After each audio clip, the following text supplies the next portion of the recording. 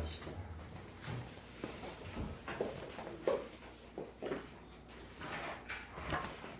비유 강의 시리즈, 오늘은 7번째입니다. 마태복음 18장 21절에서 35절까지 무자비한 종의 비유 또는 악한 종의 비유 말씀을 같이 나누고자 합니다. 여러분, 요즘 한국 사회에서 제일 필요로 하는 것이 무엇이라고 생각하십니까? 오늘의 현 정국을 한번 보십시오. 정치적으로, 사회적으로, 경제적으로, 도덕적으로 심각한 위기를 경험하고 있습니다. 특별히 정치적으로 세계 속에서 부끄러움을 당하고 있는 이런 실정입니다. 다 나름대로 이유가 있고 또 개인의 생각은 다 다르겠지만 이런 상황 속에서 우리에게 제일 필요한 것은 저는 용서와 화해라고 생각합니다. 요즘 각처에서 미움과 불신이 미세먼지보다 더 심각하게 한국의 하늘을 짓누르고 있습니다. 저는 이 말씀을 준비하면서 요즘의 시국의 한복판에서 나의 책임이 무엇인가를 살펴봤습니다. 더 나아가서 우리 그리스도인의 책임이 무엇인가를 생각해봤습니다.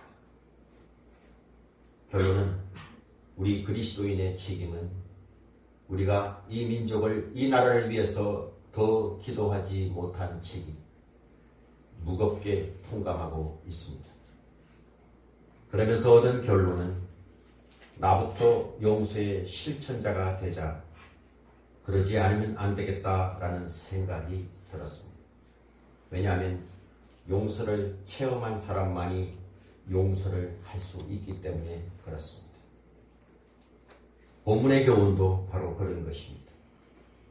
본문을 이해하는 가장 중요한 열쇠가 있다면 23절입니다. 마태복음 18장 23절에 이렇게 시작합니다. 그러므로 천국은, 이 말씀으로 시작하지요. 예수님께서 또 천국 비유를 우리가 그동안 마태복음 13장을 통해서 살펴봤는데 또 말씀하고 계십니다. 다시 말씀을 드리죠. 잘 아실 겁니다. 이 천국을 말할 때 우리가 죽은 후에 가는 장소의 개념으로 생각하지 마십시오. 특별히 복음서에서, 또 특별히 마태복음에서 천국을 이야기할 때는 그 천국은 하나님의 통치라고 이미 말씀을 드렸습니다. 어느 날 우리가 복음을 듣고 예수님을 나의 구주와 주님으로 영접하는 그 순간 하나님의 통치를 경험합니다. 다른 말로 천국이 시작되는 것입니다. 오늘 본문에서도 그런 의미에서의 천국이라는 사실을 말씀하고 있습니다. 자, 이 말씀이 나오게 된 배경을 살펴볼 텐데, 배경을 모르면 여러분 이 말씀 이해하기가 힘이 듭니다. 자, 잘 들으십시오. 여러분, 이 예수님께서 이 말씀을 하시게 된 배경이 무엇인가, 이것을 망각해서는 안 됩니다. 예수님 당시에 가장 유력했던 사회 계급은 바리새인들이었습니다. 그들이 모든 것을 잡고 있었습니다. 그 당시에 가장 영향력 있었던 종교는 바리새 종교였습니다.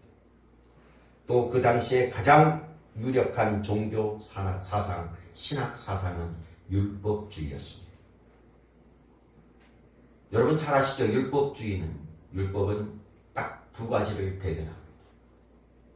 하나님의 모든 계명은 딱 두 가지로 요약됩니다. 첫째는 하라, 둘째는 하지 말라. 이 토대 위에서 율법주의는 세워집니다. 안타깝게도 오늘날 교회에 출석하는 수많은 사람들은 아직도 율법주의에 붙들려서 하라는 것을 하려고 애쓰고 하지 말라는 것을 안 하려고 애쓰면서, 그러면서 마음속에 우리의 선행이 악행보다 더 많게 되면 그것으로 천국에 간다, 이렇게 생각하면서 신앙생활하는 사람이 많이 있다는 것입니다. 그러나 여러분, 그것은 기독교가 아닙니다. 어느 누구도 율법을 의지하고는 하나님 나라에 들어갈 사람이 단 한 명도 없습니다. 그것은 율법에 흠이 있어서가 아닙니다. 율법을 지킬 수 없는 인간의 연약함 때문에 그렇습니다. 그 수많은 율법 가운데 단 한 가지라도 범하게 되면 우리는 의롭다함을 받을 수가 없기 때문에 그렇습니다. 우리는 이미 하라고 하신 말씀 그 법을 이미 깨뜨렸습니다. 하지 말라고 명하신 그 법을 우리는 행했습니다. 그래서 우리는 율법을 파괴한 범죄자들입니다. 로마서에서 그것을 분명히 말씀하고 있습니다. 모든 사람이 죄를 범하였다. 그래서 하나님의 영광에 이르지 못한다라고 말씀했습니다. 여러분 잘 들으십시오. 천국은 법을 완전하게 이행한 사람들이 가는 나라가 절대로 아닙니다. 천국은 용서받은 사람이 가는 나라가 천국입니다. 그러나 여러분 아직도 이 용서와 은혜의 중요한 의미를 알지 못해서 율법 속에서 헤매고 있는 사람들이 수도 없이 많습니다. 예수님 당시에 가장 지배적인 종교사상인 이 율법주의가 강조되다 보니까 그것을 지키는 사람은 안 지키는 사람을 정죄하고 그것을 지키지 않는 사람은 지키는 사람을 정죄하고 고발하는 그러한 풍토가 조성되고 있었습니다. 이런 배경 가운데 주님은 산상수훈에서 이렇게 말씀합니다.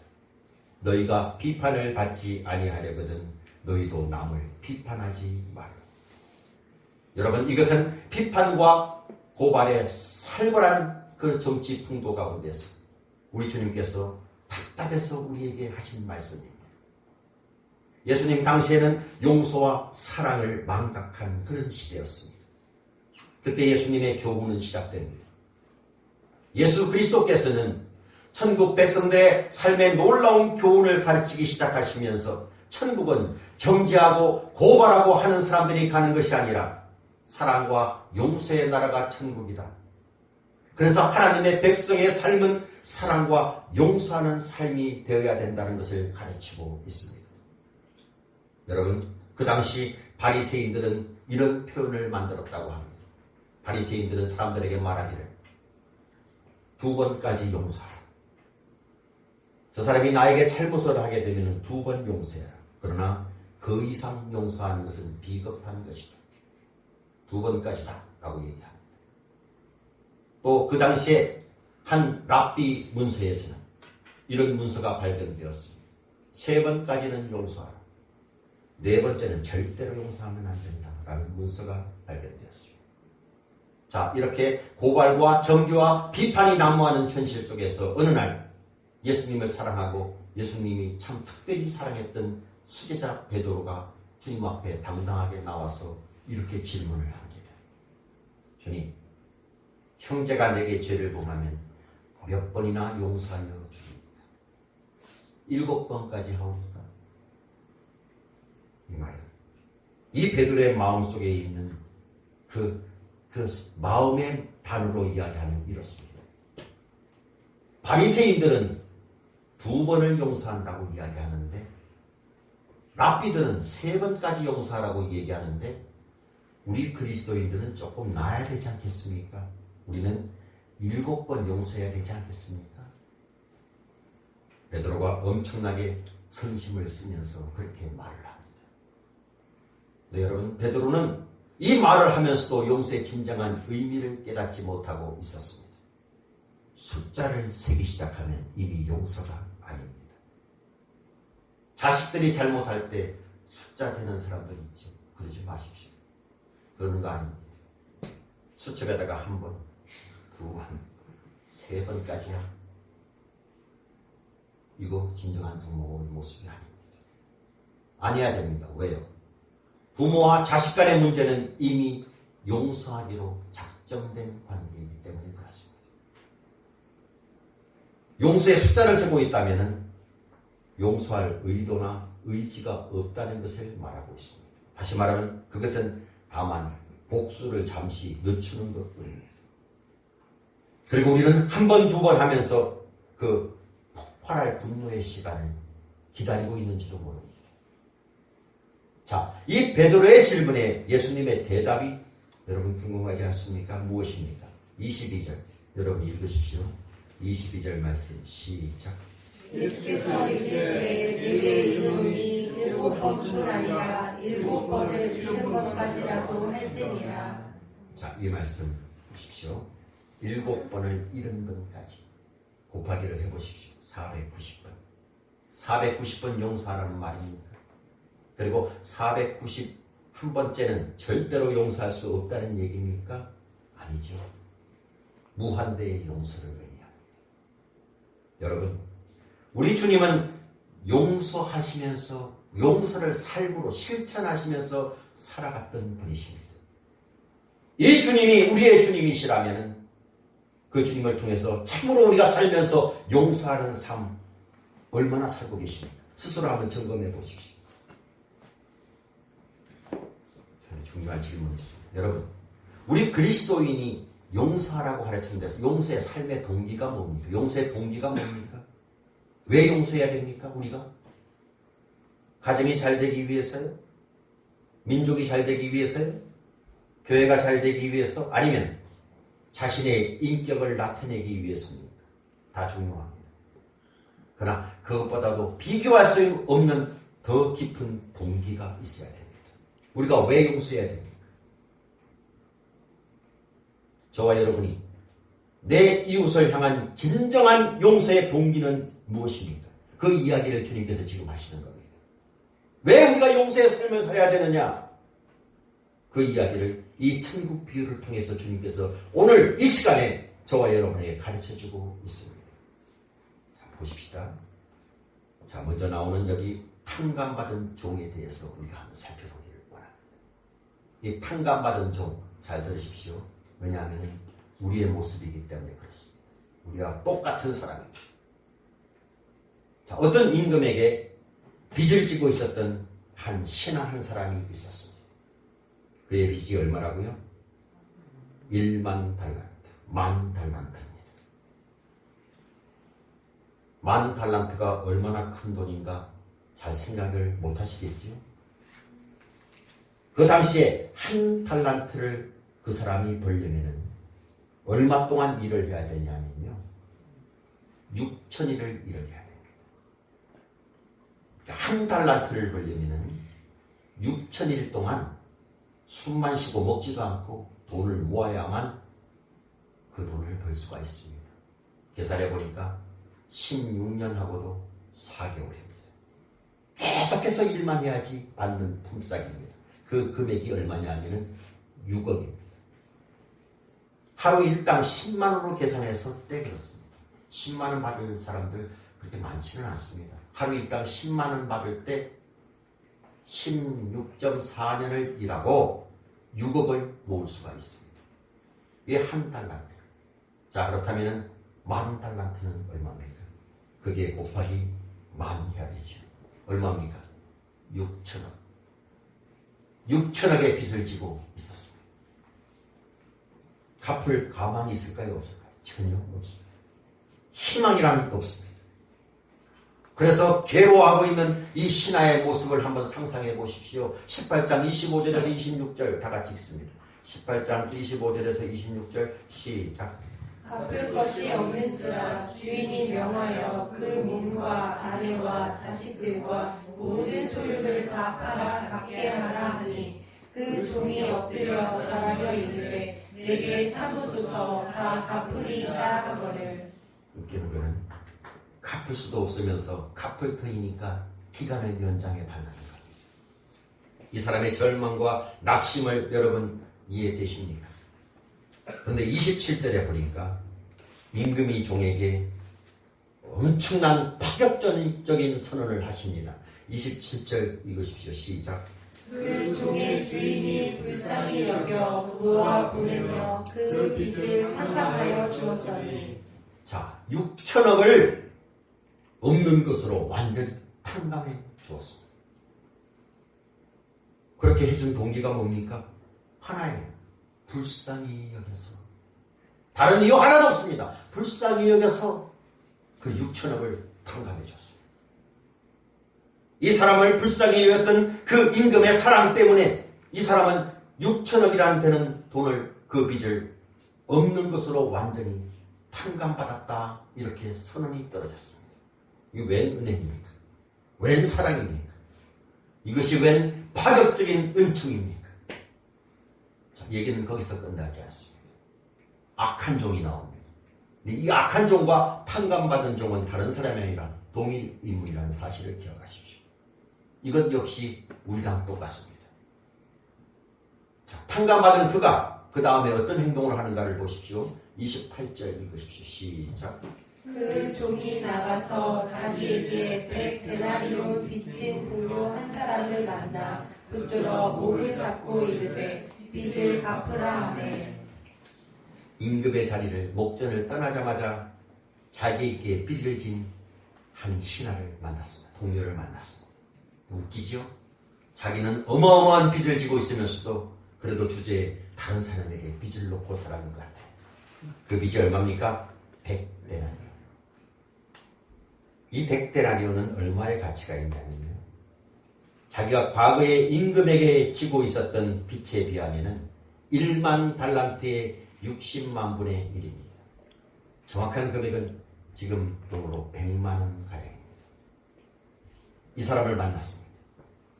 만나자마자 어떻게 합니까? 목을 잡고 빚을 갚아라 하고 이야기합니다. 본문에서 목을 잡고라는 표현은 굉장히 신사적인 표현입니다. 원문 그대로 번역하면 모가지를 비틀어 탁 목을 비틀어 놓고 돈 갚아라. 계속되는 말씀을 보십시오. 29절에서 30절 또 읽으십시오. 시작.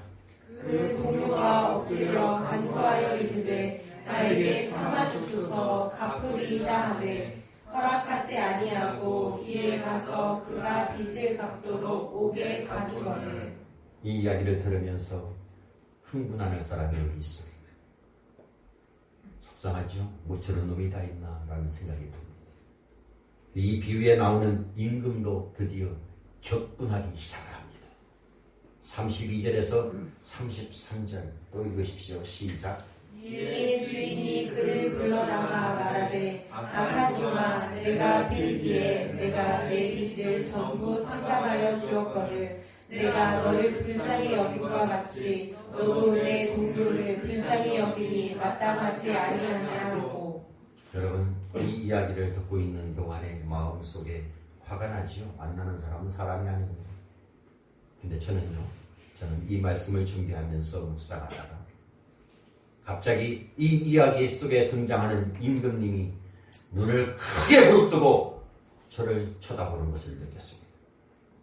그 임금님이 저를 향해서 이렇게 말하는 것 같았습니다. 너는 어떠냐? 너도 똑같지 않냐? 자, 제 입술을 빌어서 하나님께서 여러분에게 질문합니다.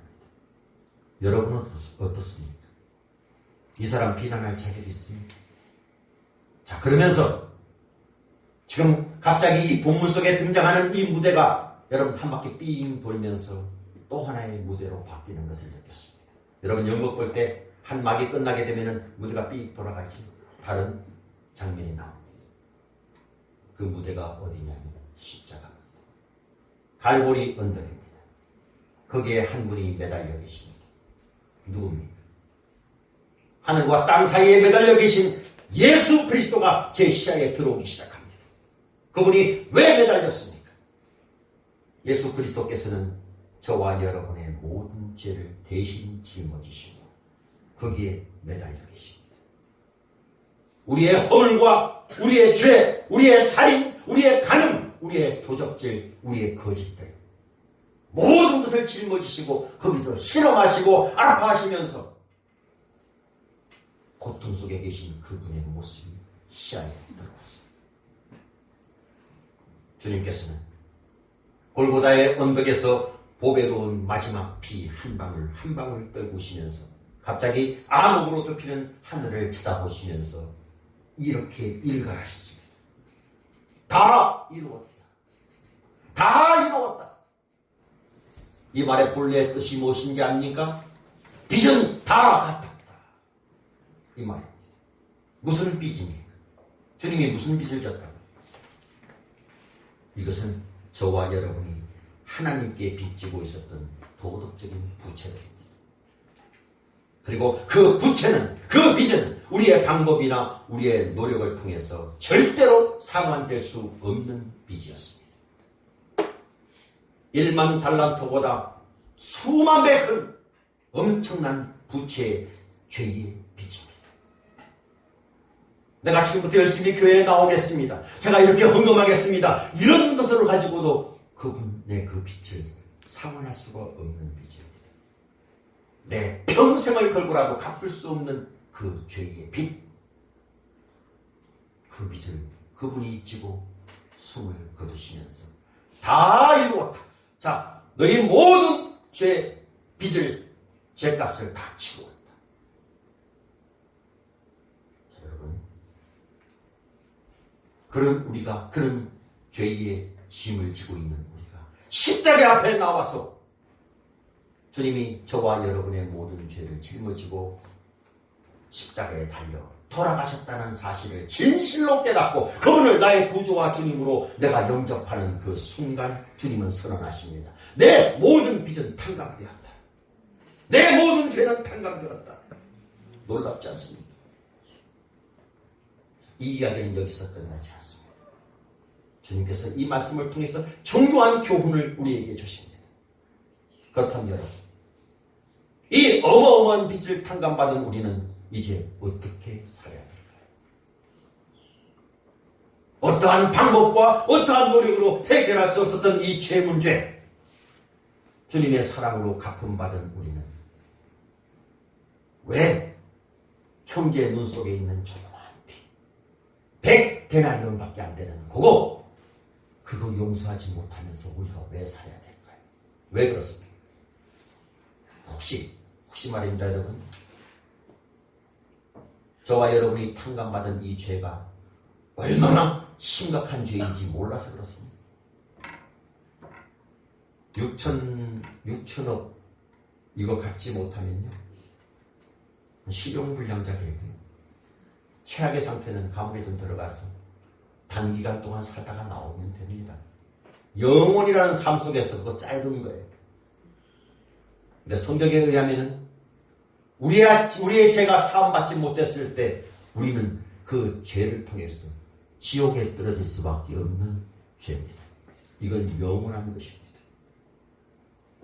인간들이야 상대적 차원에서 내가 쟤보다는 좀 나을 거야. 나 착한 일 많이 하면서 쟤보다는 살았어. 또 어떤 사람을 보면은 저 사람은 법 없어도 살 호인이야. 우리 교회도 몇 명 있어요. 법 없어도 살 호인. 얘기할 수 있습니다. 그러나 여러분, 모든 것을 다 하시고 전지전능하시고 거룩하신 하나님 눈앞에서는 얘기가 달라집니다. 어느 누구도 그 앞에서 떳떳하다고 얘기할 수가 없습니다. 인간의 죄는 지옥의 형벌을 피할 수 없는 죄였습니다. 그 죄를 주님이 탕감해 주셨습니다. 아무런 조건도 없습니다. 조건 없이 탕감해 주셨습니다. 이 주님의 엄청난 은혜. 그래서 우리는 죄사함을 받고 하나님의 자녀가 되고 우리의 이름은 생명책에 기록되었고 우리를 가리켜서 그리스도인이다 이렇게 부릅니다. 참 여러분, 거기서 끝내지 맙시다. 왜 내 이웃, 내 형제, 내 자매, 내 부모 이 사소한 잘못을 왜 용서하지 못할까요? 지금도 우리 주님은 끝없이 우리를 용서하고 계십니다. 여러분, 어제 하루 한번 생각해 보십시오. 하나님 앞에 얼마나 떳떳합니까? 잘못한 거 없습니까? 이 주님의 계속적인 사랑과 용서가 없다면 우리는 주님 앞에 오늘 설 자리가 없습니다. 이 본문에 나타난 이 악한 종, 이 사람은 다른 사람이 아니라 바로 우리들입니다. 나의 모습입니다. 유명한 존 웨슬레 목사님께서 어느 날 사람들에게 용서에 대한 설교를 한참 했습니다. 설교가 끝난 후에 아주 거칠고 사납기로 소문난 한 장군이 웨슬레 목사님을 찾아와서 이렇게 말씀합니다. 말씀 잘 들었습니다. 그러나 목사님, 저는 죽어도 나에게 총뿌리를 겨누는 저 사람들 용서할 수가 없습니다. 그때 웨슬레는 그 장군에게 이런 유명한 대답을 했다고 합니다. 장군, 그렇다면 당신은 앞으로 죽어도 죄를 짓지 말고 살아야 됩니다. 이 말이 무슨 뜻입니까? 여러분, 성경은 우리가 거듭났다고 해가지고 완전한 인간이 된다고 가르치지 않습니다. 오늘도 죄를 범할 수 있습니다. 이 말은 이웃들에게 끝없이 용서를 받아야 될 연약한 몸이라는 것입니다. 우리는 이웃을 용서하기를 거부합니다. 왜 못합니까? 두 가지 이유입니다. 첫째는 내가 하나님께 받은 이 어마어마한 용서의 가치와 의미를 망각하면서 살고 있기 때문에 그렇습니다. 십자가 앞에서 무릎을 꿇고 예수님을 나의 구주, 나의 주님이라고 고백하는 그 순간에 주님은 나는 너를 더 이상 정죄하지 않겠다 선언해 주셨습니다. 여러분, 이 의미가 얼마나 어마어마한 것인지 여러분 아십니까? 그것을 잊어버리기 때문에 용서를 못합니다. 또 하나 이유는 내가 누군가를 용서한다는 것은 언제나 내가 손해본다고 생각하기 때문에 그렇습니다. 그래서 용서하는 것은 약자가 하는 일이다 이렇게 생각합니다. 정말 여러분, 용서를 안 하는 것은, 복수를 하는 것은 언제나 강자의 미덕이라고 생각하는데 그렇지 않습니다. 용서하는 것이 훨씬 더 힘듭니다. 어떤 사람에게 억울한 일을 당했을 때 주먹질을 하고 침을 뱉고 하는 것이 쉽습니다. 그러나 용서하는 것은 어렵습니다. 그런데 우리는 믿음이 강한 자가 되어야 됩니다. 용서를 실천할 수 있어야 됩니다. 용서는 사람을 변화시킵니다. 예수님의 십자가를 통해서 하나님께 모든 나의 과거, 현재, 미래 모든 것을 다 용서하시고 다시 나를 사주신 그 주님 앞에서 내가 그런 은혜를 받았던 사실이라는 것을 정말로 믿는다면은 우리는 잘못한 이웃들에게 용서의 손을 내밀 수 있어야 됩니다. 여러분, 형제 자매들 용서하십니까? 주위에 있는 사람들 용서하십니까? 결론을 말씀드립니다. 마지막 구절에서 주님께서 이런 말씀을 하십니다. 35절 보십시오. 다 같이 읽습니다. 35절 시작. 너희가 가까운 마음으로부터 형제를 용서하지 아니하면 나의 하늘 아버지께서도 너희에게 이와 같이 하시리라. 여기서 형제는 물론 그리스도를 믿는 성도들을 가리킵니다. 그러나 거기에만 국한되지 마십시오. 여러분, 남편을 용서하십니까? 철없는 남편 용서해야 됩니다. 아내를 용서하십니까? 때로는 여러분 가슴속에 칼질을 해대는 자녀들 용서하십니까? 더 나아가서 여러분에게 막대한 손해를 끼치고 가시 역할을 했던 이웃들 용서하십니까? 더 나아가서 국가를 올바르게 인도하지 못하고 있는 이 나라의 정치 지도자들 여러분 용서하십니까? 한 걸음 더 나아갑시다. 우리에게 총칼을 겨루고 핵 미사일을 겨루고 있는 저 북한 형제들을 향해서도 형제들 당신을 용서하오 라고 말을 해야 됩니다. 이럴 때 이 민족이 바뀝니다. 그리스도의 용서를 체험한 내가 내 이웃들에게 형제여, 자매여, 부모여, 자식들이여, 남편이여, 내가 당신을 용서합니다. 이 고백이 진심에서 내 마음속에서 우러날 때 그때 이 사회는 변화됩니다. 여러분, 구약 호세아서 아시죠? 호세아서에 등장하는 음탕한 아내의 이름이 뭡니까? 고멜입니다. 근데 그 음탕한 아내를 계속해서 용서하고 또 용서하고 또 용서하는 남편. 여러분, 남편의 모습은 누구의 얼굴입니까? 이 음탕한 아내와 마찬가지로 때로는 하나님을 배신하고 이웃을 배신하고 이웃에게 상처를 입히고 하나님이 이렇게 했으면 좋겠다라고 하는데 무시해버리고 하나님의 뜻을 거스리고 예배를 소홀히 여기고 기도하지 않고 하나님 마음을 아프게 했던, 그런데 그 하나님은 계속해서 나를 용서하시는 그 하나님의 얼굴이 아닙니까? 35절에 너희가 각각 마음으로부터 형제를 용서하라 그랬습니다. 마음으로부터 용서가 안 된다면 여러분, 십자가 앞에 다시 한번 서보십시오. 사랑하는 주님께서 어떤 나를 용서했는지, 그 용서하기 위해서 주님이 흘리신 대가가 어떠했는가? 그거 한번 묵상해 보십시오. 그렇다면 여러분 그것을 정말 묵상한다면 이렇게 말할 것입니다. 저는 당신을 마음으로 용서합니다. 여러분 이것이 마태복음 18장에서 주님께서 우리에게 주시는 교훈입니다. 신약 성경 구절 구절마다 특별히 사도 바울의 메시지마다 가장 강조되는 것이 있다면 용서였습니다. 우리 다 같이 사도 바울의 메시지를 한번 읽고 마치도록 하겠습니다. 다 찾으십시오. 에베소서 4장 32절. 에베소서 4장 32절.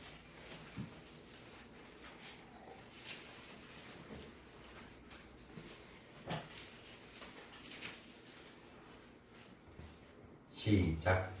서로 친절하게 하며 불쌍히 여기며 서로 용서하기를 하나님이 그리스도 안에서 너희를 용서하신 같이 하라. 아멘. 기도하십시오. 하나님, 이 각박한 세상에서 우리 그리스도인들이 먼저 용서하는 삶을 살게 해주시기를 원합니다. 주여, 저희들이 먼저 우리들 마음속에 과거에 우리가 어떤 죄악의 빚, 갚을 수 없는 절망의 빚을 지고 있었는지 그것을 묵상하게 도와주시고, 그러나 그 엄청난 죄의 부채를 우리 주님께서 십자가에 죽으심으로 모두 탕감받았다는 사실을 인지하게 하셔서 우리의 이웃들, 부모, 자녀들, 민족의 지도자들에게 용서의 메시지를 보낼 수 있는 저희들 되게 하여 주옵소서. 용서가 어렵다면 다시 한번 십자가를 바라보게 하시고 주께서 나에게 베푸시는 그 사랑의 용서가 얼마나 어마어마한 것인가를 깨달을 수 있도록 축복하여 주옵소서. 예수님의 이름으로 기도드리옵나이다. 아멘. 나의 모습 나의